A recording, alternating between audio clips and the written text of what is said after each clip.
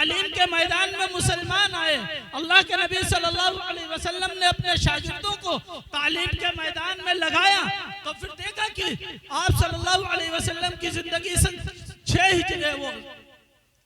600 ईस्वी से शुरू होती है और 1500 ईस्वी तक आपको 9 साल की वो तारीख मिलेंगी जो मुसलमानों की हुकूमत का और मुसलमानों की तरक्कियात का, मुसलमानों के हर फील्ड में वर्क आपको मिलेगा, मुसलमानों का एक गोल्डन एज मिलेगा, जिनके दिए हुए उसूलों के ऊपर आज भी दुनिया की तमाम हुकूमतें और दुनिया के तमाम कवानीन जो है उसी से पानी भरते मिलेंगे। आप सल्लल्लाहु अलैहि वसल्लम की तालीमात ही से दुनिया का निजाम चलाया जा रहा है।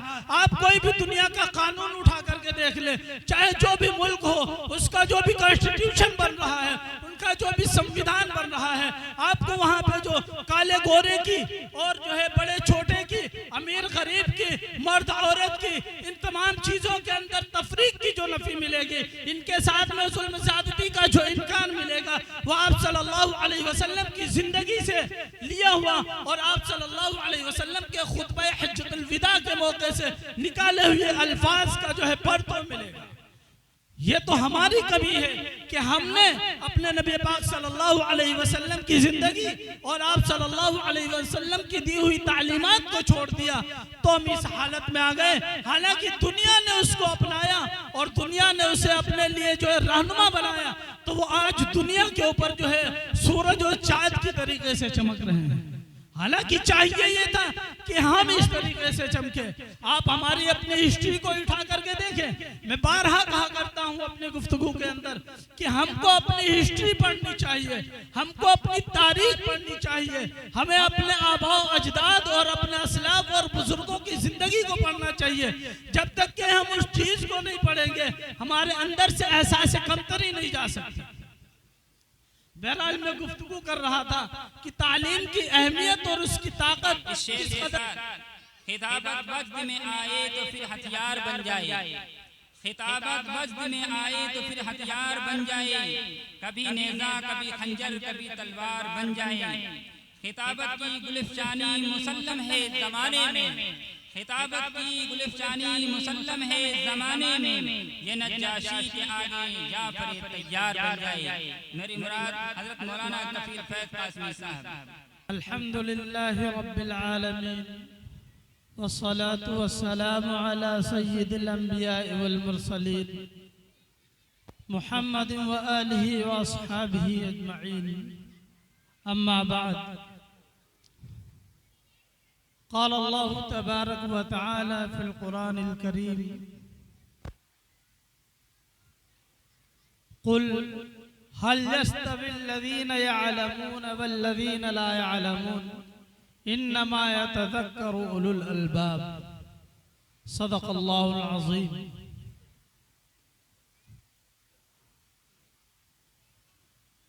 मेरी गुफ्तगू का टॉपिक हम सब की बहुत ही अहम ज़रूरत, ऐसी ज़रूरत जिसको कुरान ने और अहादीस ने और फिर ज़माने के चलन ने वाज़ह कर दिया है।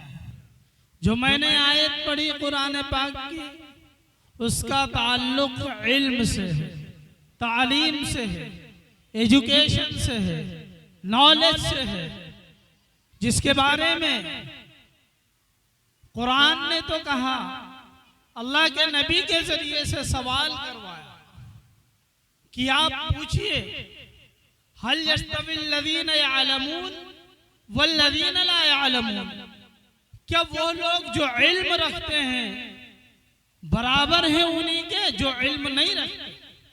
फिर रिजल्ट कंक्लूजन बयान किया, इन्नमा यतज़क्करु उलुल अलबाब, यानी अहले इल्म ही क्या है, अकल वाले और वो नसीहत को पकड़ने वाले।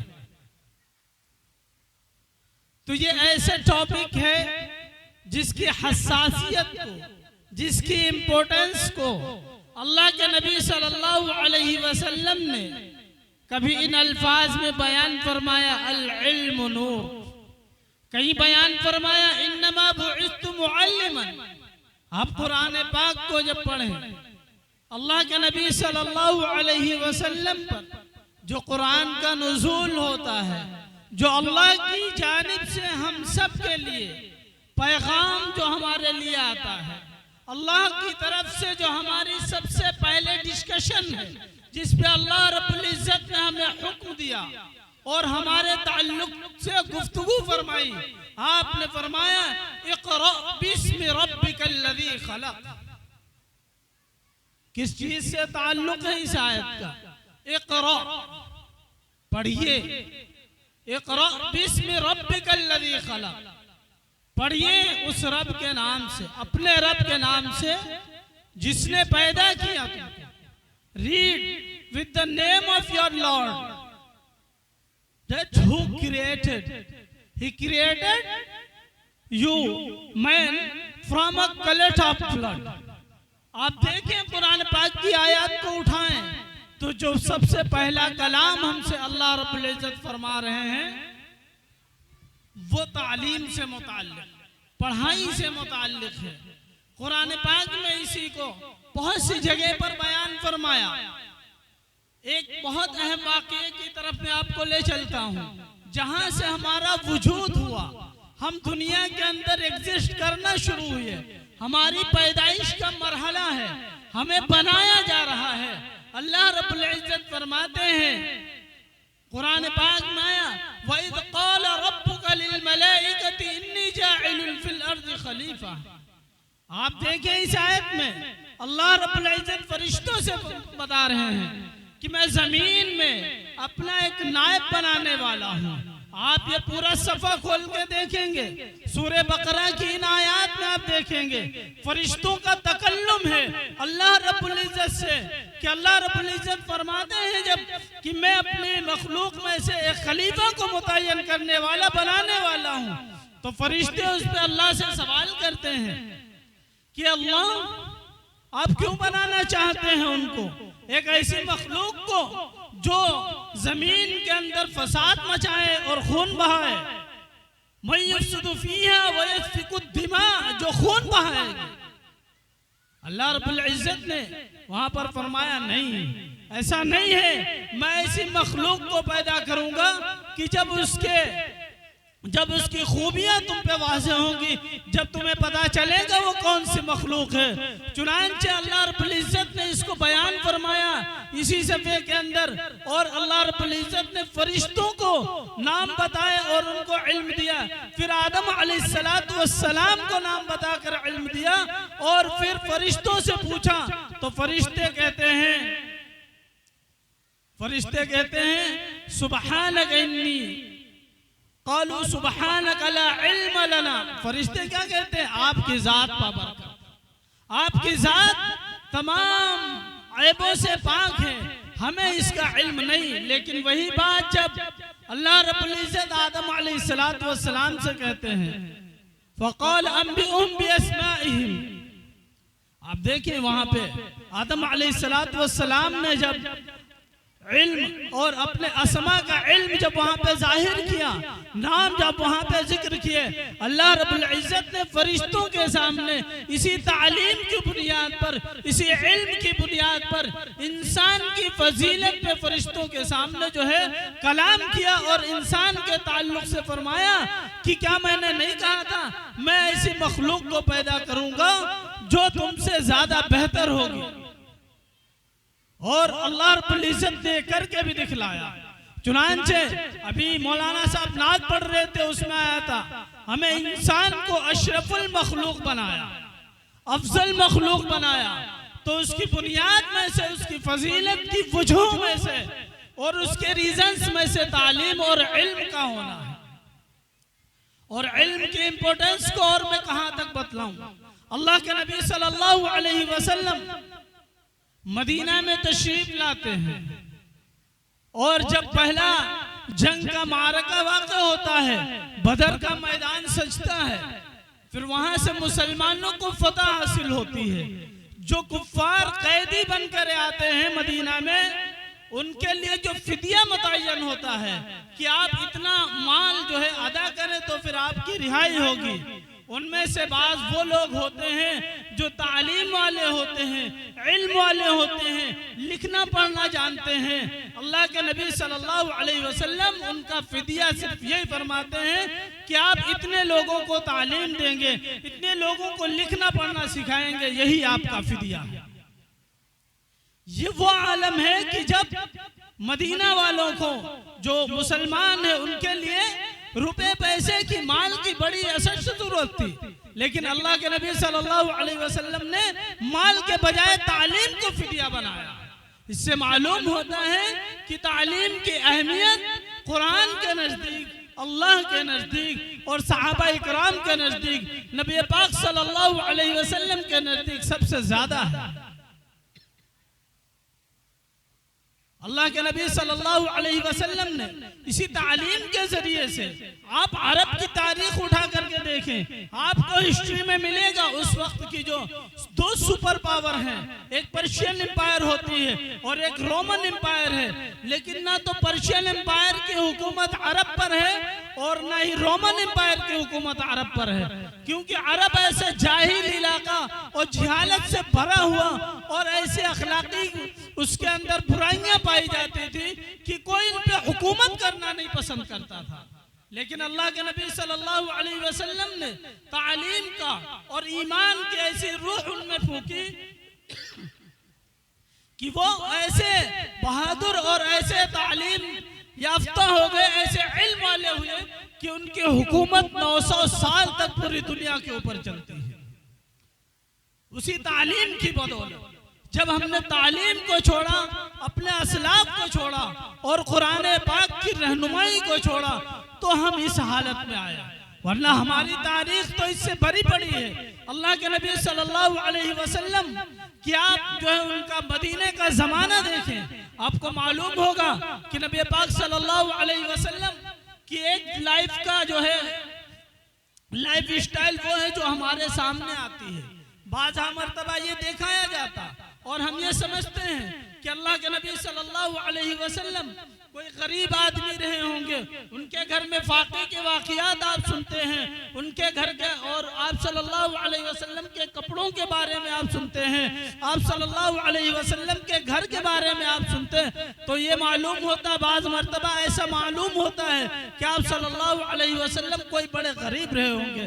हालांकि ऐसा नहीं है। आप सल्लल्लाहु अलैहि वसल्लम का शुमार मक्का में भी रईस लोगों में हुआ करता था, खुसूसन जब हज़रत खदीजा रज़ी अल्लाह ताला अन्हा से आपका निकाह हो गया, उसके बाद से आपका शुमार मुअज़्ज़ज़ और मालदारों में हुआ करता था। ऐसे ही आप जब मदीना की जिंदगी को उठा कर देखें, जब आपके ज़ेर तसल्लुत में हुकूमत आती है और एक बड़ा इलाका आपके हुकूमत में आता है, तो हमें मालूम होना चाहिए कि हुकूमत चलाने के लिए सिर्फ तस्बीह नहीं होती है, हुकूमत चलाने के लिए सिर्फ जिक्र और अज़कार से काम नहीं चलता है, हुकूमत चलाने के लिए सिर्फ तिलावत से काम नहीं चलता है, हुकूमत चलाने के लिए सिर्फ नमाज से काम नहीं चलता है, हुकूमत चलाने के लिए एक एडमिनिस्ट्रेशन की ज़रूरत होती है, हुकूमत चलाने के लिए सिनात और कारीगरों की भी ज़रूरत होती है, हुकूमत चलाने के लिए गवर्नरों की और सियासतदानों की भी ज़रूरत होती है, हुकूमत चलाने के लिए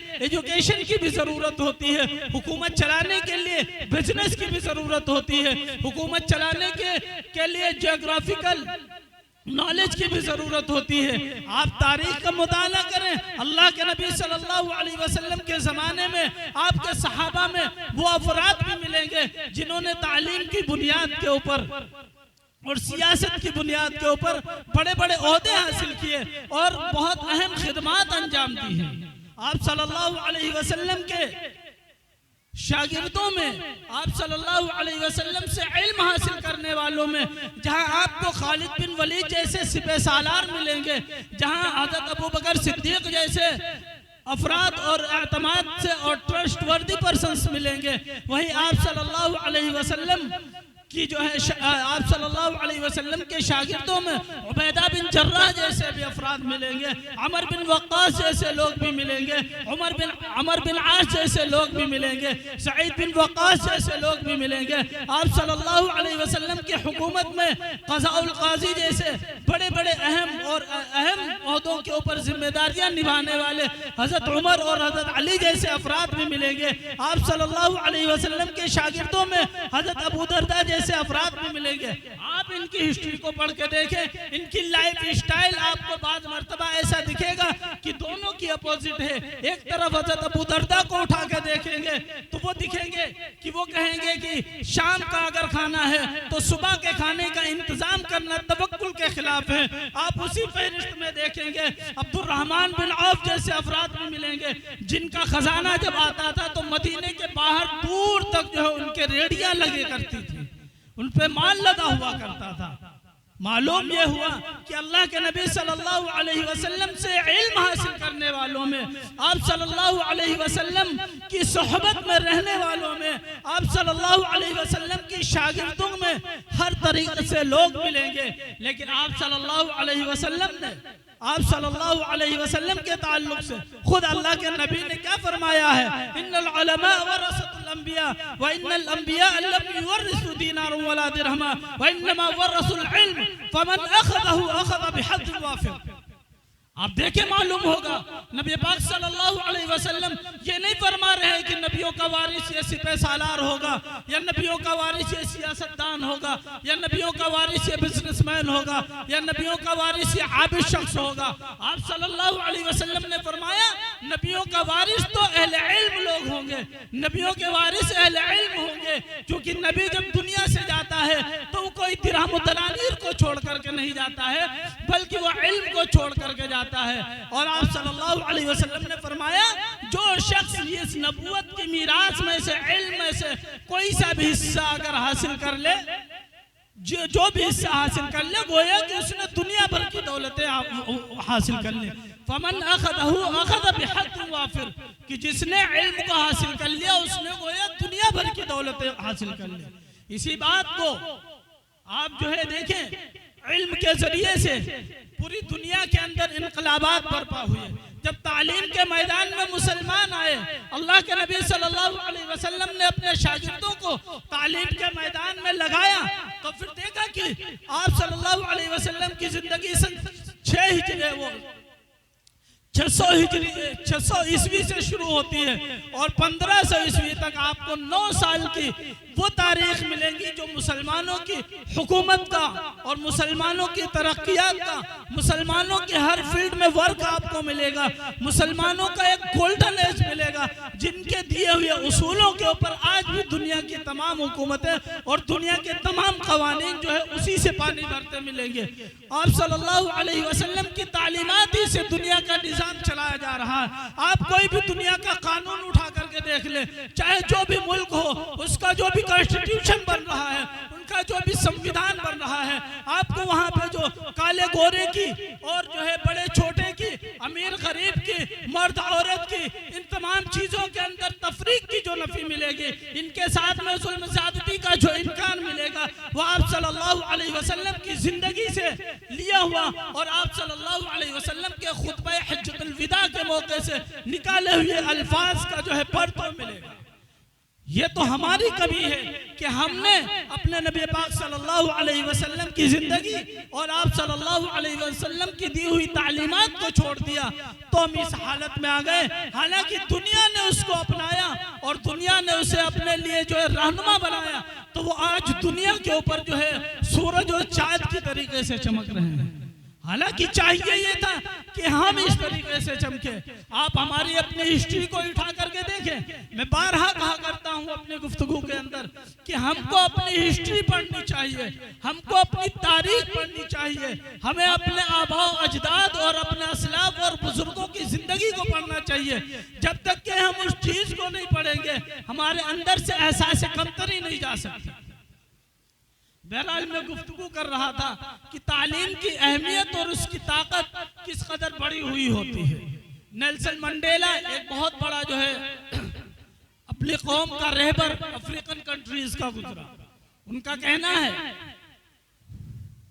education is the most powerful weapon which can you use,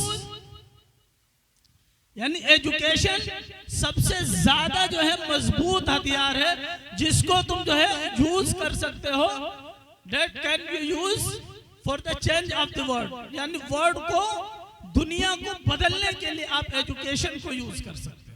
इसी तरीके से एक और कहावत, और अल्लाह के नबी सल्लल्लाहु अलैहि वसल्लम की जिंदगी से अक्स की हुई, अगरचे उसको अंग्रेज ने कहा कि education is not mean for the only knowledge but action, यानी कि एजुकेशन सिर्फ नॉलेज का नाम नहीं होता बल्कि एक्शन का, प्रैक्टिस का नाम होता है। हमारी लाइफ के ऊपर उसका जो है इम्प्लीमेंट होना चाहिए, हमारी लाइफ के ऊपर वो अप्लाई होना चाहिए। अगर अप्लाई नहीं होता है तो फिर वो सिर्फ फिलोसफर्स की बातें हैं। वो आप सल्लल्लाहु अलैहि वसल्लम ने इसीलिए जो तालीम दी है वो सिर्फ ज़बानी नहीं दी है, आप सल्लल्लाहु अलैहि वसल्लम ने उसे करके दिखलाया है। जहां पे आप सल्लल्लाहु अलैहि वसल्लम ने बड़ों की इज्जत और एहतराम के ताल्लुक से हदीस फरमाई, छोटों के ऊपर शफकत और मोहब्बत के ताल्लुक से हदीस फरमाई, वहां पे आप सल्लल्लाहु अलैहि वसल्लम की जिंदगी आप देखें तो आपको मालूम होगा कि आप सल्लल्लाहु अलैहि वसल्लम जो आपसे उम्र में बड़े हैं उनसे आप उनकी रिस्पेक्ट भी किया करते थे, जो आपसे छोटे हैं उनसे प्यार मोहब्बत और दुलार भी किया करते थे। ये तो वो प्यार मोहब्बत की बातें हैं। आप सल्लल्लाहु अलैहि वसल्लम ने जब ये कहा कि जुल्म के खिलाफ खड़ा होने की बात, जब आप सल्लल्लाहु अलैहि वसल्लम ने वादा के निभाने की बात कही, जब आप सल्लल्लाहु अलैहि वसल्लम ने जुल्म के खिलाफ उठ खड़े होने की बात कही, जब आप सल्लल्लाहु अलैहि वसल्लम ने इंसाफ कायम करने की बात कही, जब आप सल्लल्लाहु अलैहि वसल्लम ने रहम और मर्सी की बात की, जब आप सल्लल्लाहु अलैहि वसल्लम को कुरान ने वमा अर्सलनाक इल्ला रहमतल लिल आलमीन कह करके पुकारा, तो आप सल्लल्लाहु अलैहि वसल्लम ने इन सारे अल्फाज के ऊपर अमल करके दिखलाया। आप देखिए मक्का की जिंदगी, आप सल्लल्लाहु अलैहि वसल्लम की वो झलक दिखेगी जो अल्लाह ने फरमाई वमा अर्सलनाक इल्ला रहमतल लिल आलमीन, कि आपको तमाम दुनिया के लिए रहमत बना करके भेजा गया। आज पूरी दुनिया के लोग आप सल्लल्लाहु अलैहि वसल्लम की रहमत से अपना अपना हिस्सा ले रहे हैं। आज जो ये नस्ल कुशी के खिलाफ, आज जो कुछ ये गोरे और काले की जो तफरीक खत्म हुई है, आज ये जो इंसाफ की बातें हो रही, आज जो ये बच्चों और बूढ़ों के हुकूक की बात हो रही, आज जो गरीब को इंसाफ दिलाने की और मजलूम का साथ देने की बात हो रही, आज जो औरतों के ऊपर जुल्म सितम के खिलाफ जो बात हो रही है, आज जो औरतों को हुकूक देने की बात हो रही, औरतों की आज़ादी की बात हो रही, वो कहीं जो है इस्लाम से पहले की तारीख में आप उठा करके देखें, आपको कहीं नहीं मिलेगा। आपको अपने इस मुल्क की हालात को और इस पूरे रीजन की हिस्ट्री को देख ले उठाकर, आपको मालूम होगा कि औरतों के खिलाफ क्या क्या जुल्म सितम किया जा रहा था, औरतों को कहीं पे सती कर दिया जाता था। आप अरबों की हिस्ट्री उठा के देखें, वहाँ पे लड़कियों को जिंदा जला दिया जाता था। आप जो है पर्शियन एम्पायर्स की और रोमन एम्पायर्स की हिस्ट्री उठा करके देखें, वहाँ औरतों को जिल्लत और रुसवाई के सिवा कुछ नहीं समझा जाता था। ये तो कुरान ने और अल्लाह के नबी सल्लल्लाहु अलैहि वसल्लम ने जब तालीम की रूह फूकी है, तो आप सल्लल्लाहु अलैहि वसल्लम के शागिर्दों में जैसे हजरत अबू बकर, अब्दुल्ला बिन मसूद और हजरत अली जैसे लोग मिलेंगे, वहीं हजरत आयशा जैसी जो है सहाबियात भी मिलेंगी, जिनसे बात के भी हजारों लोगों ने इल्म हासिल किया है। आपकी जो है सहाबियात में हजरत हफ्सा भी मिलेंगे। आप सल्लल्लाहु अलैहि वसल्लम की अज़वाज मुतहहरात में और सहाबियात में ऐसी बहुत सारी सहाबियाँ मिलेंगी जिनसे इल्म हासिल करने वालों की तादाद हजारों तक पहुँचती है, और आज भी उनका नाम लिया जाता है। आज भी उनके बनाए हुए बहुत से उसूल और आज भी उनके बताए हुए तरीके दुनिया के अंदर फॉलो किए जाते हैं। ये इस्लाम की तालीम, मजबूत तालीमी पॉलिसी का नतीजा है। जब तक के मुसलमानों ने नबी पाक सल्लल्लाहु अलैहि वसल्लम की लाइफ को अपने लिए आइडियल बनाया, अपने लिए जो है उसे शैडो समझा, अपने लिए उसको गाइडेंस माना, तब तक के मुसलमानों ने उस आयत का मिस्ताक रहे जहां कुरान ने फरमाया वअंतुमुल अअलौना इन कुंतुम मुमिनीन, कि तुम ही सरबुलंद रहोगे बशर्ते कि तुम सच्चे और पक्के मोमिन हो जाओ। चुनांचे हमारी तारीख, आप चाहे अरब की आप देखें, आप पूरी हिस्ट्री उठा के देखें, तालीम के मराकिज को देखें, आप बड़ी बड़ी यूनिवर्सिटीज की हिस्ट्री उठाकर देखें, आपको बैतुल हिकमत का नाम मिलेगा, आपको बगदाद के मराकिज का नाम मिलेगा, आपको करतबा मिलेगा, आपको दिल्ली का मरकज मिलेगा जो अपने अपने अपने ज़माने में इल्म के बड़े बड़े मरकज़ रहे हैं, और ये सब के सब मुसलमानों के उस ज़माने में रहे हैं जब मुसलमानों ने इल्म को और तालीम को और कुरान को अपना रहनुमा बनाया और अपनी ज़िंदगी का जो है उसे हिस्सा बनाया।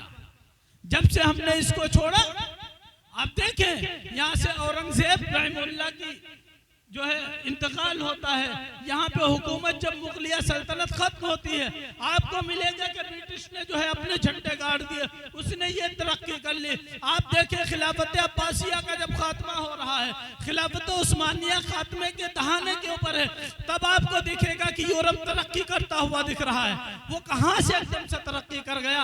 इकबाल के आप जिंदगी को पढ़िए, अल्लामा इकबाल को, वो कोई आलिम मौलाना आदमी नहीं थे, लेकिन जबरदस्त उनका मुताला था। उन्होंने जो है उस जमाने में बैरिस्टर की पढ़ाई की थी, लंदन से उन्होंने पढ़ा था, एक जबरदस्त वकील थे।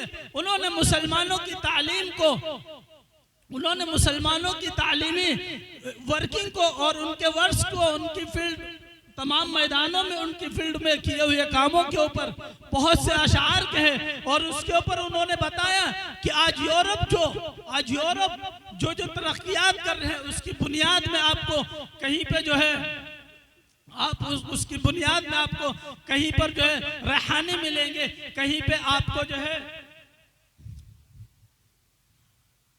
कहीं पे आपको डॉक्टर नफीस का नाम मिलेगा, हकीम नफीस, जिन्होंने आज जो ऑपरेशन में जो आलात और जो चीजें इस्तेमाल होती हैं, 200 औजार उन्होंने बनाए जो आज भी यूज में आते हैं। आप मुसलमानों की हिस्ट्री को देखें, ज्योग्राफी को पढ़ के देखें, वहां पर आपको मुसलमानों के नाम मिलेंगे। लेकिन ये वो पीरियड है जब मुसलमानों ने तालीम को अपना जो है अहमियत दी और कुरान को अपने लिए गाइडेंस माना, नबी पाक सल्लल्लाहु अलैहि वसल्लम को अपने लिए आइडियल माना। आज भी जरूरत है।